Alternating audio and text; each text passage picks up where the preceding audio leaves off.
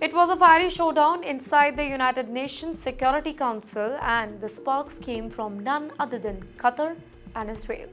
The clash unfolded after Israeli airstrike in Doha allegedly targeted senior Hamas leaders. Now, for Qatar, this was not just a random attack on militia, it was seen as an insult to its role as a mediator. For Israel, it was about sending a blunt message that there is no safe haven for Hamas, not in Gaza, not in Tehran, and not even in Doha. The exchange was explosive.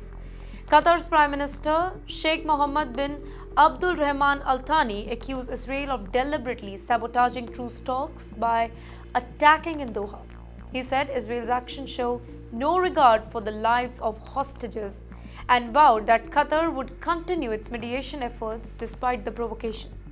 Now, for Qatar, this was about protecting its own image as the only power able to talk to both the sides. One hand, Israel, on the other one, Hamas. But Israel's envoy to the United Nations, Danny Denon, he shot back with equal force. He defended the strike, declaring that there is no sanctuary for the terrorists. According to Israel, Hamas leaders hiding in luxury apartments in Doha, they were no different from those operating in Gaza tunnels. Well, the message was clear: Israel will hunt them anywhere, even if it means angering powerful Gulf state. But here is where this clash matters. Qatar has long been the go-to mediator in the Middle East conflict, specifically in Gaza.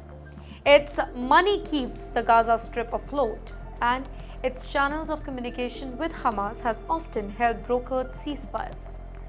Now, by hitting Hamas in Doha, Israel is not just attacking militants, it is undermining Qatar's credibility as a neutral broker. And that's why this particular incident shook the Security Council so badly. In fact, the UN even issued a rare joint statement condemning the strike. True, it didn't name Israel directly, but the wordings, they were unmistakable. It showed just how uncomfortable world powers are with the war spilling into places like Doha, which has far acted as a diplomatic lifeline. The timing is also very important here. Hostage negotiations, they are already hanging by a thread, with families desperate for a breakthrough. Now, by striking in Qatar, Israel may have complicated that process even further. On the flip side, Israel argues that the talks cannot continue if Hamas leaders feel untouchable in a 5-star hotel abroad. So, ladies and gentlemen, here's a big takeaway. This isn't just about missiles or militants. It is about diplomacy, and that is being dragged into the battlefield.